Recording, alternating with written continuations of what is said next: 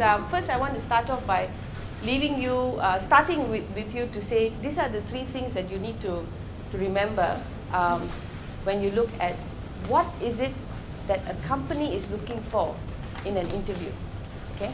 So that you then can work from the back end to say, how do you respond to what the company is looking for, okay?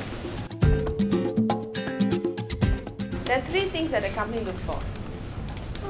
What is your strengths? Okay, what is your strengths that you're going to be bringing to the job, right? How motivated are you about this job, okay? And then what is your fit to the job itself, okay? So if anything if you don't take away from my time with you today, is to remember that at the end of the day, these are the three factors that a company will always be looking at. So you just have to keep these three in mind, okay, as you start to look at how you structure the interview. Because you all talked about your worst case, right? So I also will share with you like some of my worst case, as an interview candidate. Sometimes it's quite hilarious, okay? So let's make this fun, because I always believe people learn from experiences of stuff which are fun.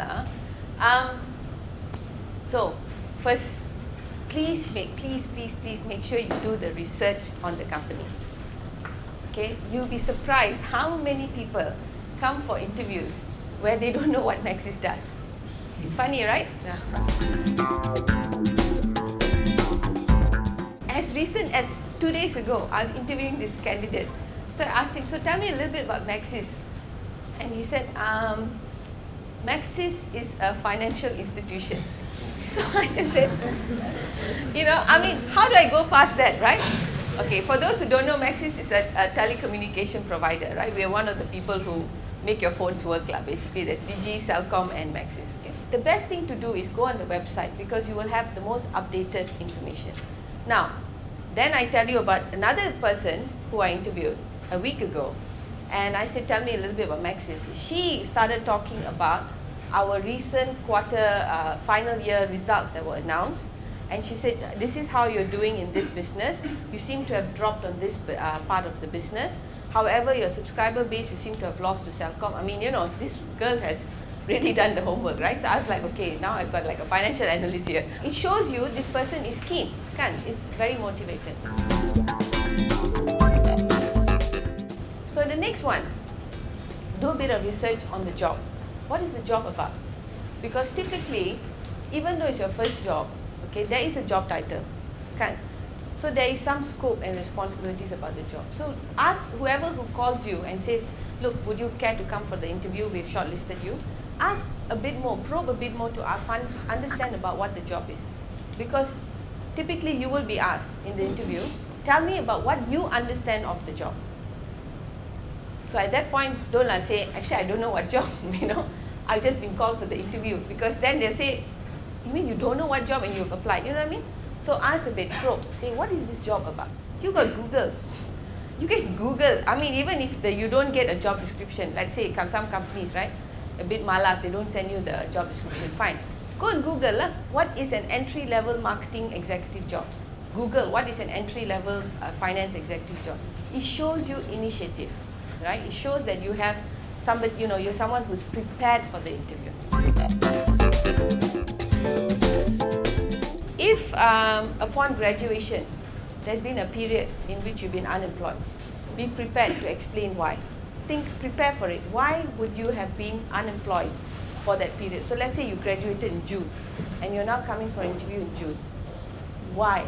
What happened in that 1 year? Then you can be honest as well. You can say, look, I applied, but I didn't find a job that fits my requirements. And that's an acceptable answer, because it just shows that you were in the market looking, but you didn't find one that fits your requirements, okay?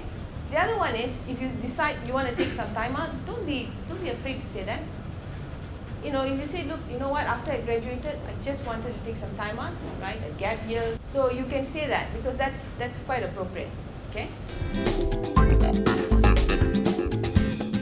The other question that typically the interviewer will ask is, what are you looking for in the job? Okay, so be prepared to answer that question. Now, the next question is important. What are your other offers and how would you choose? Okay, so be prepared to answer that question as well. Why and how are you going to choose?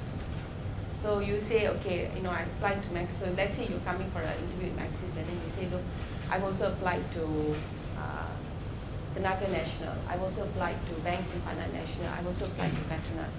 What the interview is trying to understand is how are you going to choose? Right? So it's again okay for you to say you have other offers. There's nothing wrong with it. But also be prepared to answer then how are you going to choose between these offers. And that one you must apply some thinking.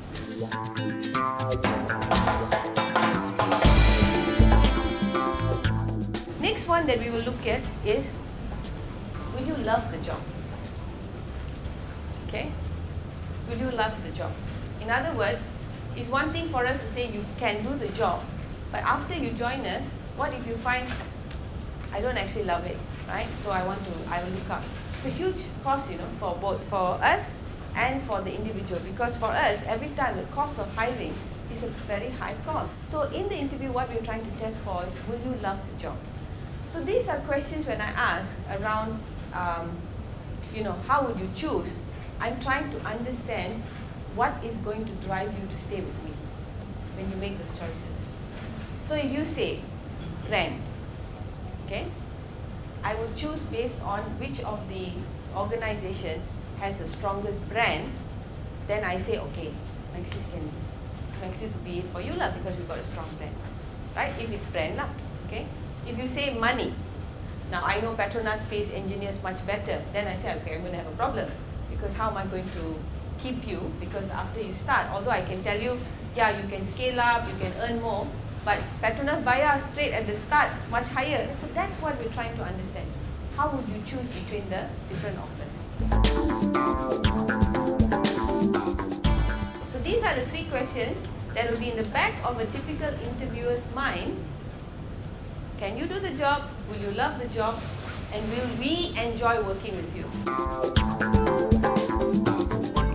So remember, when the interviewer asks the question, always in your mind, it's okay for you to pause. You don't have to immediately respond to the question.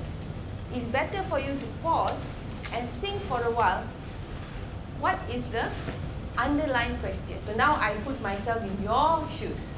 So as the interviewee, look for the body language of your interviewer. So when you are interviewing, please don't be looking everywhere, because the thing is, you'll be nervous, right? Let's say you've got an interviewer who is very firm and very sort of, looking very stern. Then chances are you'll end up like, okay, you don't want to add to your nervousness by looking into the eyes of the interviewer, so you look everywhere, right? But what you do when you do that is you miss the opportunity to look out for the body language cues of the interviewer, right? Because when the body language interviewer, you will see a couple of things. Okay, so follow the energy in the conversation. When you start to see the interviewer move his or her body forward, it means now this is something that's of interest, okay? And if, say, the interviewer is really very professional and don't want to make any kind of suggestions that they're interested, and they look for eyes, okay? You see in the eyes, suddenly the eyes, the pupils will enlarge, because that means now they're interested in what you're saying, okay? Two things lah. Either they're interested or you've just shocked them, okay?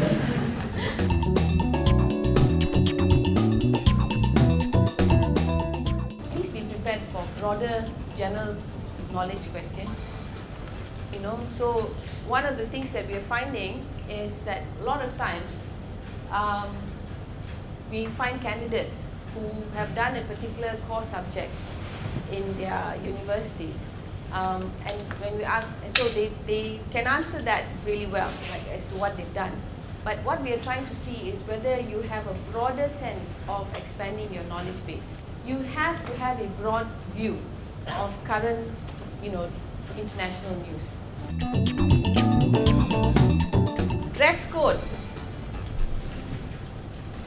You'll be surprised what you've seen. We've seen it all. Okay? We've seen girls come in, really high platform, sort of shoes. where they are literally like, going to fall off and thinking why. So the safe bet is, I would suggest smart casual, right, and dark colors.